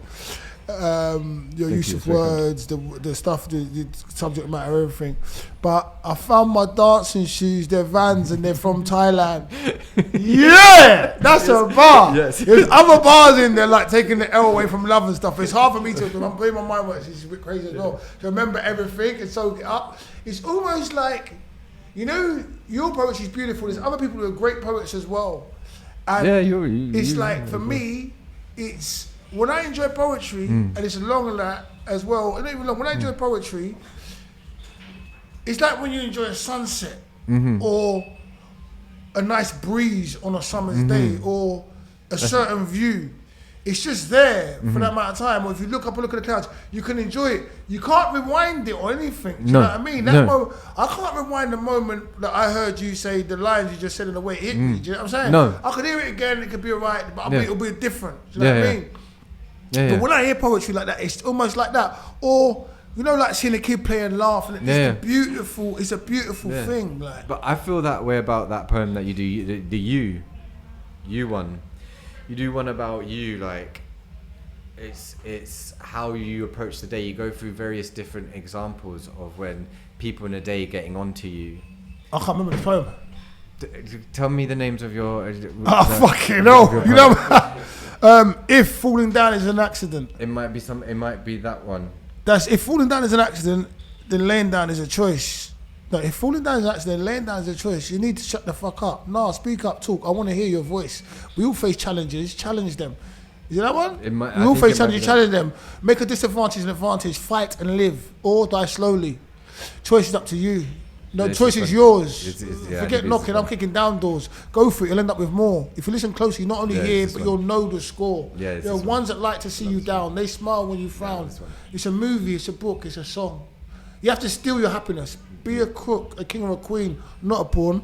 Yes. No, go. But have a plan. Don't be part of someone else's. Know what your worth is. Take the bull by the horns. Don't let it ruin the china shop. Hold the rose at the top. Avoid the thorns. Let the glass be half full instead of half empty. There's no shame in falling. As a kid, we fall plenty.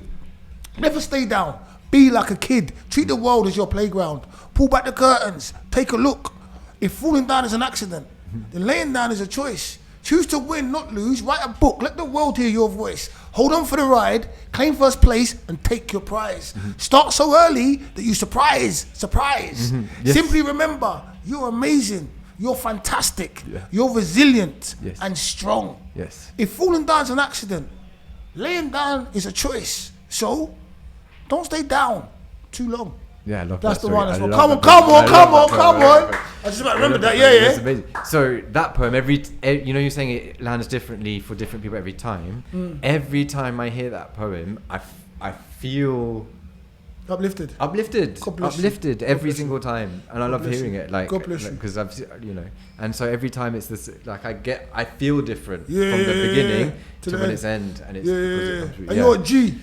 No, You're a G. No, your poetry is amazing as well. After the flower, we'll be passing flowers around. Yeah. We'll give him one. You can have one. Yeah, well, you can have a bouquet. I have a bouquet. No, you're a G because when you talk and your use of language, your energy behind it, your intention, everything. It like I said, there's moments.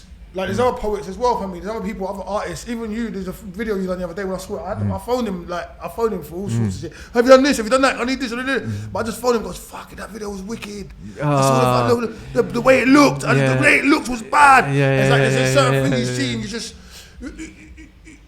I wanna say. My breath is taken away, but it's not totally taken away. But it's in that ballpark area. You know what I'm saying? Like for all these things like that. You could breathe in, breathe out. You just enjoy it. Do you know what I mean? And that's those moments. That's what I get from your poetry. Some of your work. You know what I mean? Some of your work. Whenever I see you guys though as well, I get that energy from. But yeah. All right. Let's talk about words. Should we talk about words? Yeah.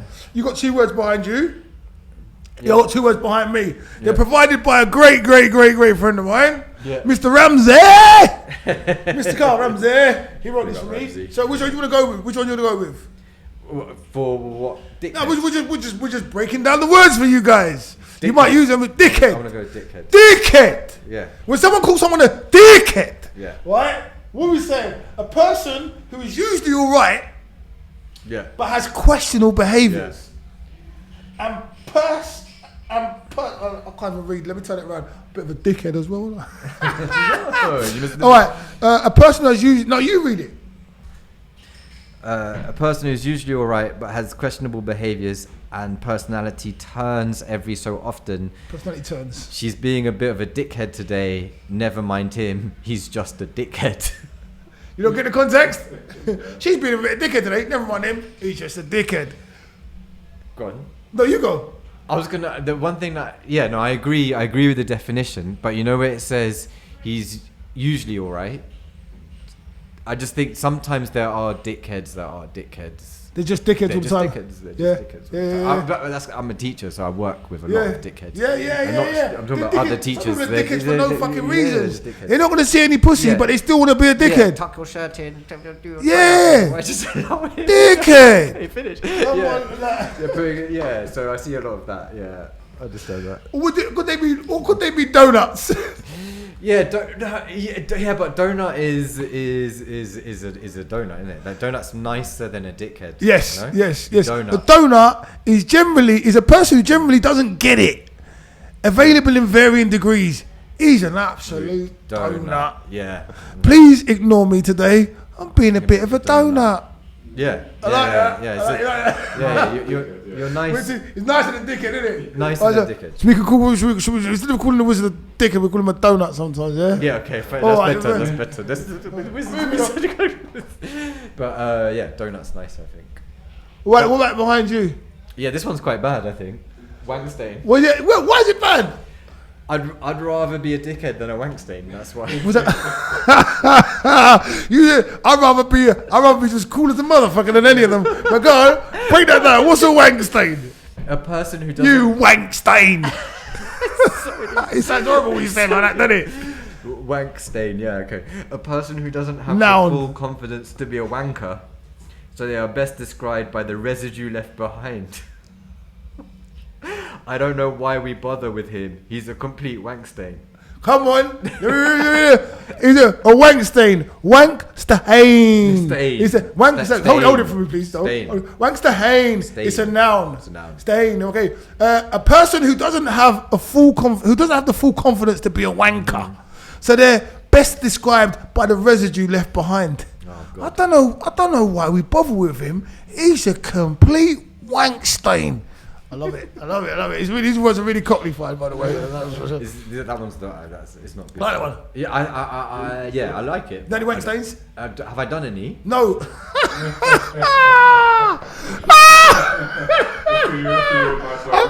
What are we in now? No, wait a minute. What are we in now? August. And Dora left in Christmas, so you could have a couple of wank stays, didn't you? No, let's not. I'm sorry. That's okay. That was a shot. Can we get? We got one more. This is quite now. Woke. It's quite now. Woke. Yeah, I've only started hearing this word over the past 10 years. Me personally, not that it hasn't been around for longer than that, but me personally, I started. I'm woke, man. I'm woke. That's I'm woke. before I heard it. Yeah. I heard it like 5 years ago. You know what I'm saying? Yeah, but I'm just my time is not really good. I'm not that woke. Yeah, no. I mean, I wasn't woke to the word, you know. you weren't awake to work. Okay. do you want to? Yeah, no, you go and I'll reiterate. Oh, do you mean to? I'll go. The art of being offended by almost literally, the art of being offended by almost and literally everything and anything, mostly found on YouTube. Get woke, bro. Gone. You can read it again. Yeah, read it again. Some people don't understand what I was saying. The art of being offended by almost and literally everything and anything, mostly found on YouTube. Get woke, bro. Get woke, bro. Is being woke. Yeah. So what you tell me? I tell you woke. Yeah. What shall we? We're talking about now. Are we talking about it? We're talking about everything. What do you mean? I tell you what. No, put it back if you want. I tell you what. What do you mean to tell you?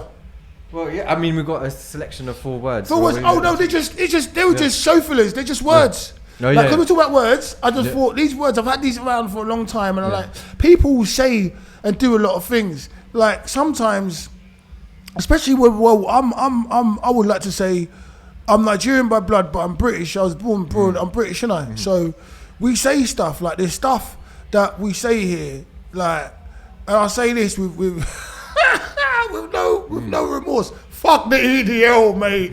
Like, we say stuff here in England, in Britain, right? And it's just like, there's stuff we say like, he's a wanker, innit? Yeah. Oh, he's a cunt. Yeah. Oh, what's a mug? Yeah. You know, there's words we use. Yeah. Oh, that's nice. Oh, God bless your cotton socks. Yeah. Oh, mate, see you. What's that? See you later. Not if I see you first. Yeah, there's things we say. Yeah. And words, and some words are throwaway words, and some words like in one culture or environment can be very derogatory. Yeah. When other words they're quite just throwaway and flippant, and it's just about communication and frequency. Context. And because we're talking life, that's why we've got these words up here. Yeah. And understanding, like, someone might like dickhead. Yeah. For argument's sake. I love dickhead. Dickhead. You like dickhead? Pause. Okay, so anyway, moving on. So like, I'm in a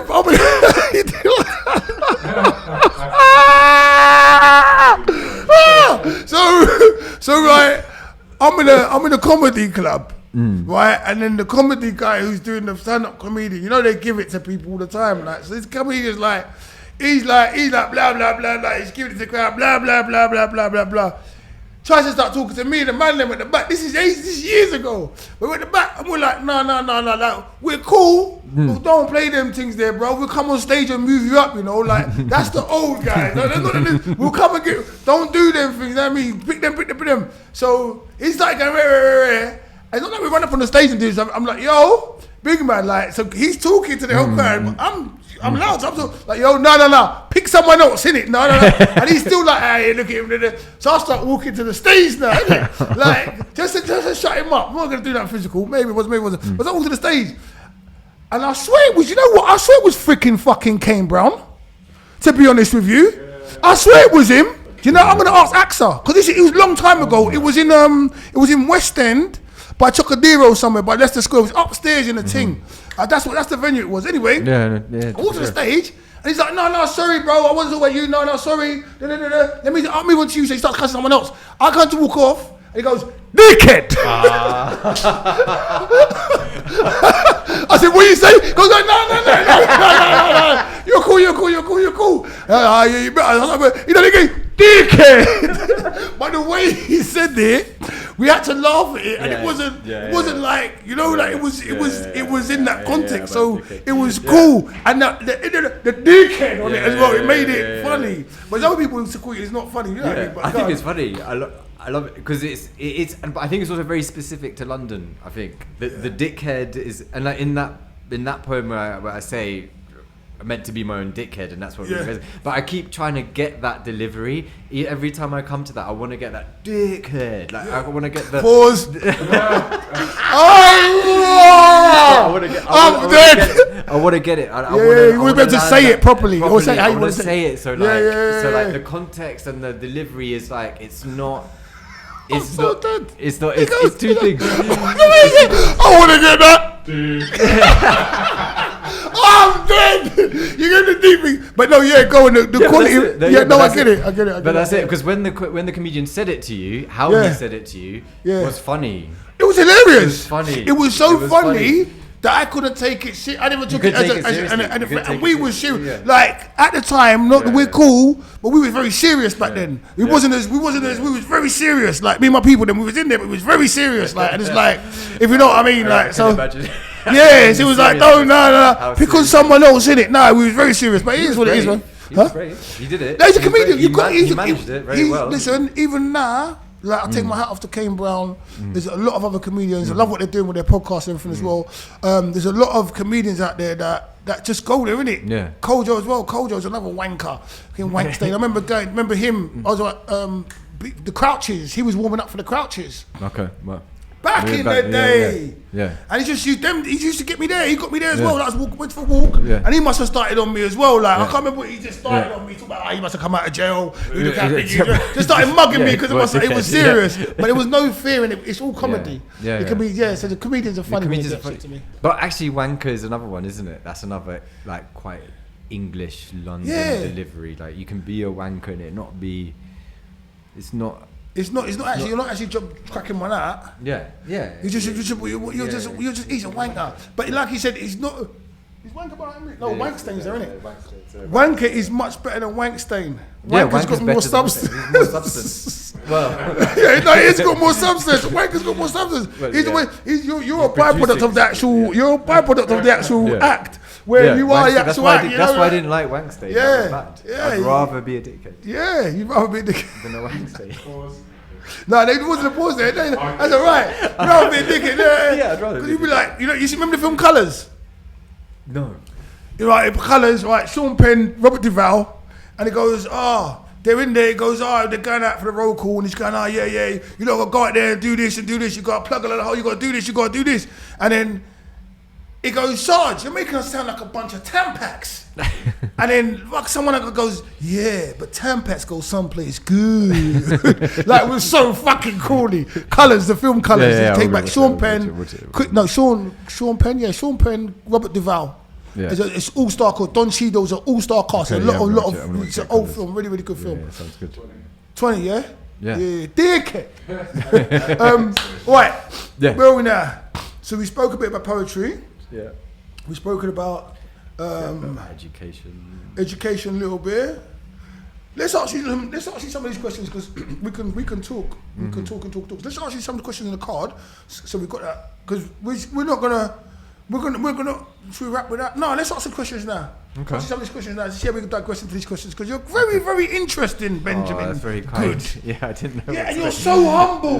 That's another thing. You'll be around for a long time. You're welcome, mate. Oh, thank you. I'm very happy to be here. And you bought me champagne for my birthday. Of course. You was the only person who bought anything like that. I was blown away by that. Man rolled up with a bottle of champagne on a birthday. I couldn't believe nobody else bought you anything. Yeah, they're wankers, isn't it? No, someone else did. No, I know wait, let me get the name right. Olamide, she bought me something. She bought me a power bank. A couple of people bought me things, but the good people bought me things. Yeah, nice. She's part of the good people bought me things. It was a lot. It was good night, mate. So, what's your favourite quote? It's important to remember that the etymological root of our word human comes from the Latin umando, which means a burial or to bury, and that is what I witnessed today, the burial of a human being. What? It is. I'm glad you said that. I wish the camera was looking at me when he put his hair like. Wait, like that. I'll give you some brick top. In the immortal words of Virgin Mary. Yeah. Come again. It is important to remember that the etymological root of our word humanity comes from the Latin humando, which means a burial or to bury, and that is what I witnessed today, the burial of a human being. Where's that quote from? Cornel West said it on the news after George Floyd, and he went to the funeral, and they were asking him about it on the news, and he said it in the news interview, and it cut through like a knife. It confused me just now, but I'm gonna go back and listen to that and read it. But I knew it was poignant as well. Yeah, that's a lot, man. Told you was interested. Yeah, told you. Yeah. What's the worst thing you've ever seen? The worst thing I've ever seen. The worst thing I've ever seen. I actually don't know the answer to that question. No I don't problem. think. Actually, I do. Know.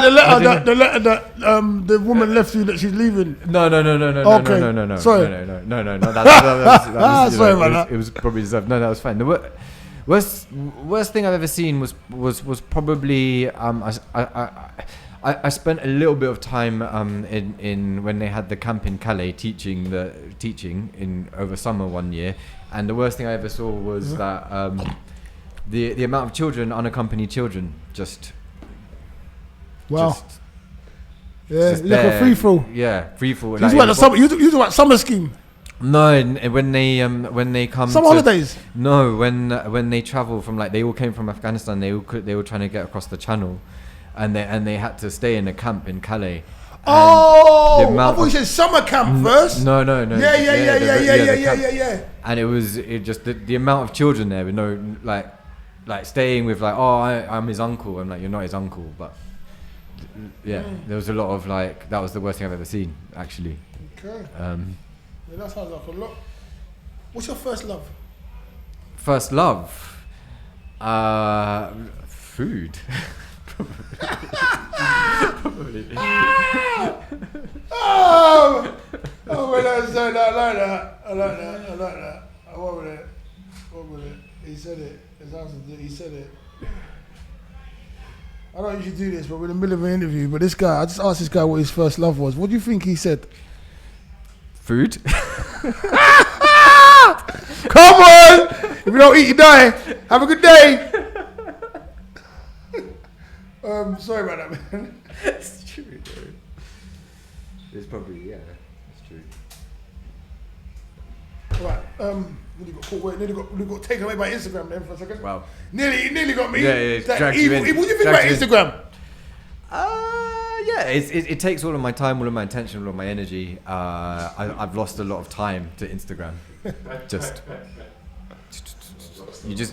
You go to do something or to contact somebody, and half hour later you're looking at some random person or some. Why do you think that is? Because me as an artist as well, and you, the sort of personality you have, I identify with your personality a lot.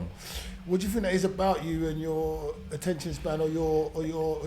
That's when you see stuff and you want to know your curiosity. Yeah. What do you think that is? It's it's very cleverly designed to take our attention, especially people like us who are creative. Yeah, and focus on lots of different things. A lot. It constantly delivering something else for you to look at that keeps your attention in that place. And it's but it's useful for what we do, for saying, showing your work and showing you. But that's it's, to me, that reminds me of cocaine and ketamine and all them things. Yeah, very similar. They're used in hospitals. Yeah. They're used for sedation and stuff like that. So they can be useful for certain things, for doctors and stuff. But a lot of people abuse them. Yeah, and absolutely. when you abuse them, it's a problem. There's different degrees. Of, you know what I mean? Yeah, of abuse. That's why it reminds me, a little bit of that. It's it's a drug. It's a drug. It's Definitely. a drug. It's a powerful drug. It's a very powerful drug, which you can be profitable. It can be profitable, or it can be. What's the opposite of profitable? I don't know, like wasteful. Wasteful, I don't know. What would you call the opposite of profitable? Unprofitable? Two poets. I thought you knew what fucking smart. Bunch of wank stains. No, I'm not having it. No, You're an English teacher. Yeah. No, he really is a wank stain, isn't he? Yeah. No, look at that. He took a shot, didn't he? Yeah, He took a big shot, didn't he? What's your earliest childhood memories? Oh, we did that with the whole. Did we do that earlier? We did that earlier. Stuck in a hole. I was stuck in a hole. Not ketamine. What's the best advice? What's the best advice you've ever been given? Good situation or bad situation. Know your exit strategy.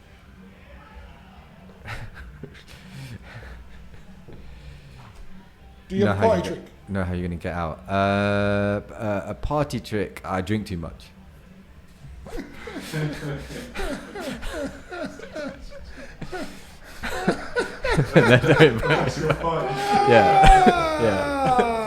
I'm dead.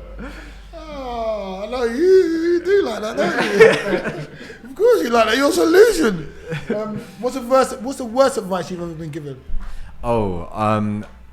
Sometimes they like it if you admit that you don't know. It was the worst advice. It was pretty bad advice. Interesting. I went to the interview. They asking me questions like, I don't know, and I didn't get the job. Fucking hell. Yeah. I should have listened to that. I was stupid. No way. Yeah, idiot. The best thing you've ever done.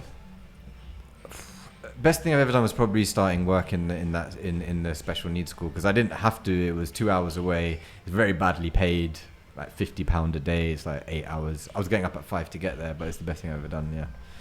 Well done. Yeah, because I met my partner, started working in education, got a career. Yeah. You were working as a TA then, wasn't you? Yeah. That's why the pay was so low. Yeah, really bad. Like you can't, no holiday pay. No, if you're ill, you don't get paid. If you don't get paid over the holidays. It's bad. I'm living that life now. Yeah, it's like a 0 hours contract. Like, Pet hates. Ooh, pet hates. Ooh, I got pet hates. Okay. I mean, I've got a few. You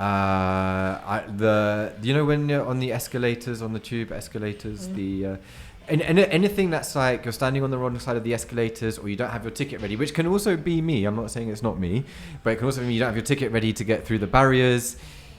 Come on, we all know we're getting to the barriers. Have the ticket ready. Don't fuck around at the barriers. Why are you standing on the wrong side? And all that fuckery. Yeah, all of that would be one. I've got lots. I've got lots of pet hates. I like it. I don't like that. Those two things you just said. Stand on the wrong side of the escalators, and not having your ticket ready. So when you're going through the floor, someone just stopping dead in front of you. That is quite annoying. Yeah. So what other ones you got? One more.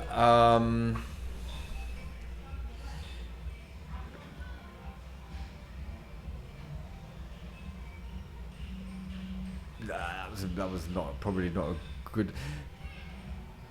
People not from London that complain about London, but they. I like that a lot. I like that so much. How would you describe yourself? Trying my best. Trying my best. That's nice. That's nice. If you had one wish, what would it be and why? World peace for everyone. Why?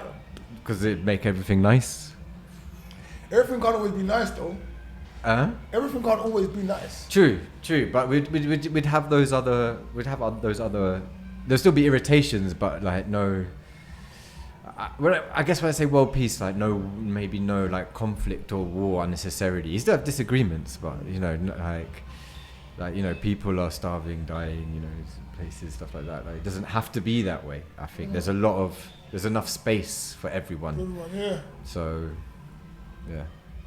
If you died now, would you be content? Good question. Yes, I think I would now that I've done this. Good answer. My man. I can now die happily. Go on. If you're an animal, what animal would you be and why? I'd be a frog. Why? They're low to the ground. They're sort of water animals. They hop. They can be quite fat, but sort of slim in the face. I love frogs. Yeah, that's it. They're. All right. Yeah. What's your definition of greatness? Definition of greatness. Ooh, definition of greatness. Like to be a successful human being in like the true sense of that word. But I guess what I'm trying to say is that greatness happens every day in people every day, going to work, feeding their families, doing their best, coming home. And I think a lot of people don't recognize how great actually what they do in their day is. Just getting up in the morning. Like a lot of, like, why would you, and people do, and they get up, they go to work, they do things, they provide for their family. And I think that is the definition of greatness that perhaps we don't necessarily I like that. yeah So we're all great. Yeah, we're all great, basically. We're all like doing, trying to be successful human beings, right? So Yeah. Trying our best. Well, some of us, right? yeah. What's the worst thing you've ever done?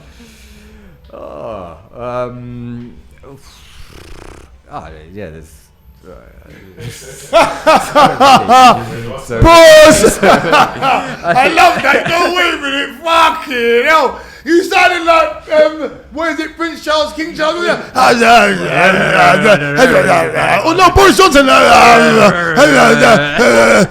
Is that a good enough answer for you? Yeah. Oh, you're not getting another one. That's what you're getting. That's it. Yeah. Bye. Done. My man, are you having a seizure or something? It's the question. I was like, I can't answer that. What's your advice to your younger self? Do you want to answer that question still?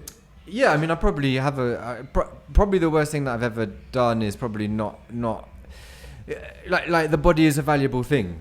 It's an incredibly perfect, valuable thing, and You're beating around the bush. You sound like Boris again, man. Not caring for yourself. Not caring for yourself. The body is beautiful, and you know when the body is beautiful, you do bad things. You do bad things. What kind of? I can't say exactly what bad things. It was just bad things. You do my body. My body. That's it. Yeah. Dickhead. Advice to your younger self. Don't waste time. Don't waste time. Don't waste time. Nice. I wasted a lot of time. What's your biggest inspiration? Probably parents, writers, friends. Yeah. Sorry. If you were a colour. Yes. If you were a colour. I can't even fucking read. See how you want them? Ooh, I can read. If you're a colour, what colour would you be and why? I'd be brown because I am. I'm so dead. But also because that's probably because like in here we don't get much sun, right, in England, and like I love the sun, and I love the warmth of the sun. So yeah, if I could be any color, I'd be brown because the sun is shining and it's blessed, and I love that. Yeah. Come. Yeah. Hi. Hi, was that okay? Hi. Yeah, you saw that, didn't you? Hi. Was you waving to me? Oh no. Okay. What is the most important lesson you've learned in your journey? Most important lesson I've learned in my journey to never give up. Actually, I know that sounds really basic, but never give up on a good thing, because a good thing makes you happy. Did you hear that? Yeah. No. Did you get it? Yeah, it was beautiful. That is. No, did you get it? You got it. Now you got it. Let me see you get it. Now I get it. Yeah, are you that? Are you, man? Yes. Come on, did you get it, man? What was it? Never give up on a good thing. Yeah, what was it though? Because a good thing is name. He got it just now. He figured it out. Oh yeah. it's quick. God, it was good, innit? Like that, innit? Go ahead. Because and also that I think actually you can whatever situation you are in, I think changing it, while it can be a long journey, can also be as quick as making the decision to change. And that's something that like I've learned probably that you can it can be as quickly as deciding to be different, however you want to be in your life, however differently you want to be. That difference between, like, let's say light and dark or whatever that is it can sometimes be as simple as a choice, or heaven and hell can be as simple as just deciding to step from one into the other, and then just doesn't need to be some long like process. You can just make your life better or somebody else's life better by making the choice to, and it's instantaneous sometimes. Nike. No. Nike. Just do it. Yeah, just do it. It's a just do it thing sometimes. Yeah. Definitely. Yeah. My guy, Benjamin. If you want to ask me, don't start clapping. We ain't finished. Yeah. He's trying to shut down the interview this way. He's trying to shut down the interview. You can clap for you just want to clap normally. Hey! David Show. Yeah. Jolly good show.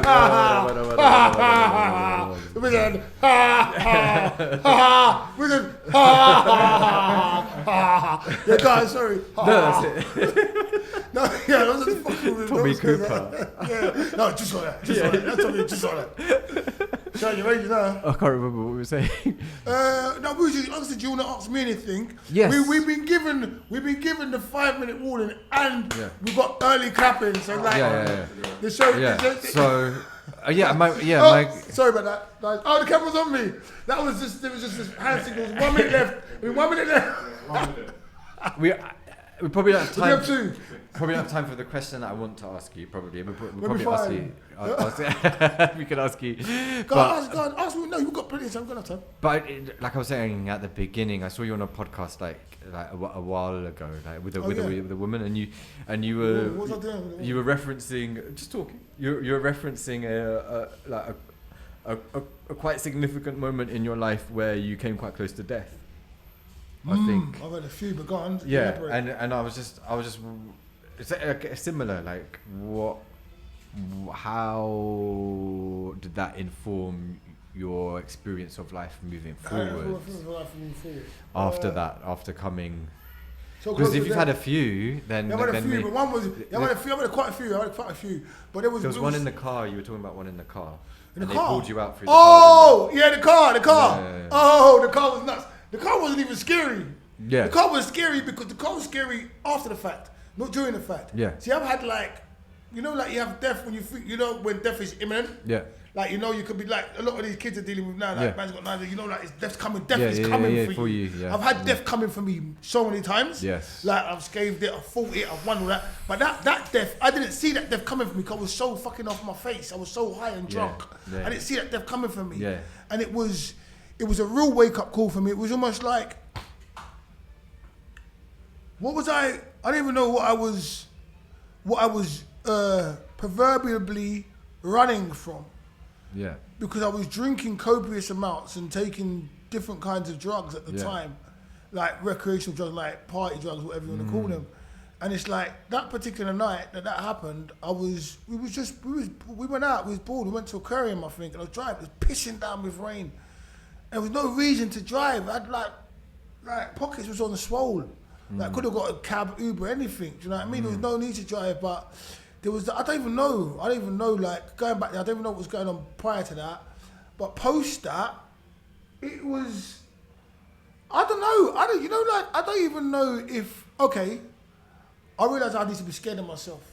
You were scared of yourself? I need to be scared of myself. Wow. I need to be scared of myself because it was me that put myself in that position. Even though it was me that was all right and I was the one who sobered up and that there's an entity inside me that I need to be scared of. Yeah. I need to be aware of. I need to find a way to control him. That's a big lesson. Yeah. That's huge. If I don't control him, he's going to kill me. Huge. That is huge. Yeah, he's going to kill me. He might not kill me like bam. Yeah, like outright. He might just kill me slowly. Slowly over time, but he might just kill me slowly. Yeah. Have another drink. Have a bit of that drug. Yeah. Go and fuck that bird. Yeah. Doesn't matter. You know what I mean, don't matter. Stay there. Eat some of that food. Have a can of Coke. It's okay. Yeah.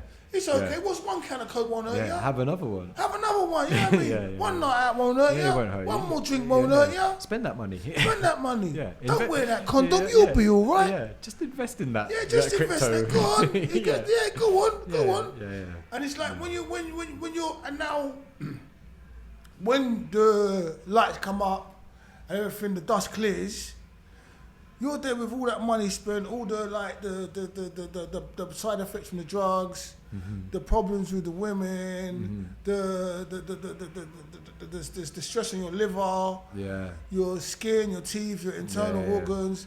You're feeling depressed. You're low. So it's like, and this is because you asked me this question. This is for everyone else to do.